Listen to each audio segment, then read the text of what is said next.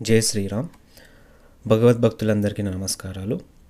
నిన్నటి రోజు సుందరాకాండ విశిష్టతను తెలుసుకున్నాం. ఈరోజు ఆంజనేయుడి జన్మకు కారణమైన ప్రధాన ఘట్టాన్ని తెలుసుకుందాం. పూర్వం గార్ధవనేశుడు అనే ఒక అసురుడు శివుడి కోసం కొన్ని వేల సంవత్సరాలు తపస్సు చేశాడు. ఆ తపస్సుకు మెచ్చి శివుడు ప్రత్యక్షమయ్యి ఏం వరం కావాలో కోరుకో అన్నాడు. ఈ అసురుడు చావులేని వరాన్ని ఇమ్మని అడిగాడు. అందుకు శివుడు, పుట్టిన ప్రతి జీవి చావాలి, దీన్ని తప్ప వేరే ఏదైనా కోరుకో అన్నాడు. అప్పుడు వాడు ఇలా అడిగాడు, నా చావు ఎలా ఉండాలంటే నిండు పున్నమిలో నన్ను సగం తోడేలు సగం మనిషి రూపంలో ఉన్న జీవి నన్ను కొరుక్కుని తినేయాలి, అప్పుడే నా చావు, అంతవరకు నాకు చావు ఉండకూడదు అని అడిగాడు. శివుడు ఆ వరాన్ని ఇచ్చాడు. అలాగే ఈ అసురుడు, ఈ విషయం నాకు నీకు తప్ప ఇంకెవ్వరికీ తెలియకూడదు అని ప్రమాణం చేయమన్నాడు. శివుడు అలానే చేశాడు. తర్వాత శివుడు అదృశ్యమయ్యాడు. ఇంకా ఆ అసురుడు ఆ వరగర్వంతో లోకాలన్నిటినీ ఇబ్బంది పెట్టడం చేశాడు. యజ్ఞాలు లేకుండా చేశాడు. అత్యాచారాలు చేయటం, బ్రాహ్మణులను హింసించటం, ఇలా చాలా వరకు చేశాడు. వాడి అకృత్యాలకి అదుపు లేకుండా పోయింది. ఇంద్రాది దేవతలందరూ కలిసి బ్రహ్మలోకానికి వెళ్ళారు.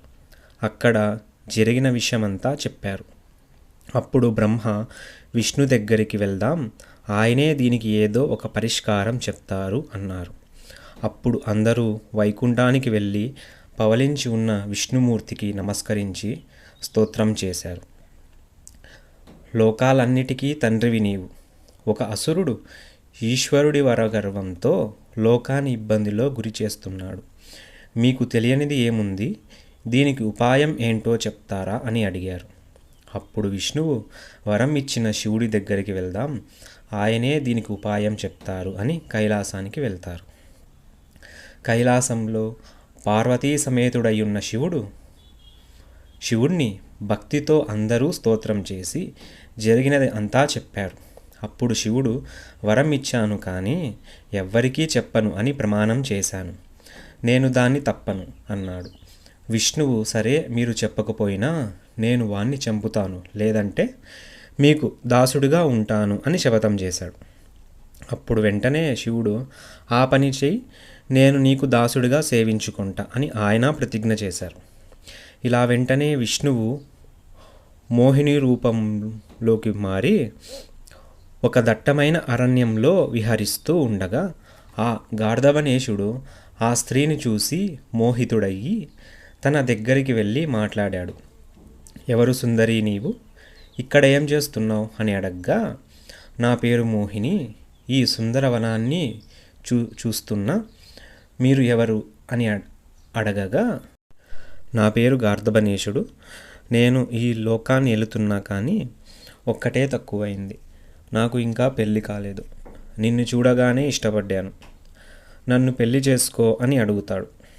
దానికి ఆ స్త్రీ, నేను చావులేని వాళ్ళనే చేసుకుంటా అని చెప్పింది. అప్పుడు వీడు, నాకు ఈశ్వర వరం ఉంది, నాకు చావు లేదు అని చెప్తాడు. ఆ స్త్రీ దానికి ఒప్పుకుని వాణ్ణి వివాహం చేసుకుంటుంది. అలా ఆ రోజు రాత్రి ఇద్దరు అంతఃపురంలో వెన్నెల్లో మాట్లాడుకుంటూ ఉన్నారు. ఆ స్త్రీ వాడికి మద్యం ఇస్తూ ఉంటే వాడు తాగుతూ ఉన్నాడు. మద్యం మత్తులో ఉండగా ఈ స్త్రీ రూపంలో ఉన్న విష్ణువు తన పనిని మొదలుపెట్టాడు. మోహిని ఇలా అంది, మీకు చావు లేదని చెప్పారు కదా, మరి ఆ మరణ రహస్యం నాకు చెప్పొచ్చు కదా అంది. అప్పుడు అసురుడు, నువ్వు నా భార్యవి, ఏ భార్య తన భర్త చావు కోరుకోదు, నీకు చెప్తే ఏ ఇబ్బంది ఉండదు అని వాడి మరణ రహస్యం చెప్పాడు. పున్నమి వెన్నెల్లో సగం తోడేలు సగం మనిషి రూపంలో ఉన్న జీవి నన్ను కొరుక్కుని తినేయాలి, అప్పుడే నాకు చావు అని చెప్పాడు. వెంటనే మోహిని రూపంలో ఉన్న విష్ణువు తోడేలు మనిషిగా మారి వాణ్ణి అక్కడికక్కడే చంపి తినేశాడు. అప్పుడు దేవతలందరూ జయ జయ ధ్వానాలు చేస్తూ పుష్పవర్షం కురిపించారు. బ్రహ్మ, శివుడు, ఇంద్రాది దేవతలందరూ ప్రత్యక్షమయ్యి విష్ణువుకి నమస్కరించారు. శివుడు, మీరు ఈ రాక్షసుణ్ణి సంహరిస్తే మీకు దాసుడిగా ఉంటాను అని అన్నాను కదా, దాన్ని తప్పకుండా చేస్తా అని ఇప్పటి నుంచి నేను మీ సేవ చేసుకుంటా అన్నాడు. అప్పుడు విష్ణువు, మీరు నేను ఇద్దరం ఒక్కటే, కాకపోతే వస్తున్న త్రేతాయుగంలో రావణాసురుణ్ణి చంపటానికి నేను రాముడిగా జన్మిస్తా. అప్పుడు మీరు ఆ రావణవధలో సహాయం చేయండి అని చెప్తారు. దానికి శివుడు, ఇంద్రాది దేవతలందరూ ఒప్పుకుంటారు. ఇక దేవతలు అందరూ వారి వారి లోకాలకు వెళ్తారు. ఇప్పుడు ఆ రుద్రుడే కేసరి అంజనాలకు జన్మిస్తాడు. దాని కథ నెక్స్ట్ వీడియోలో తెలుసుకుందాం.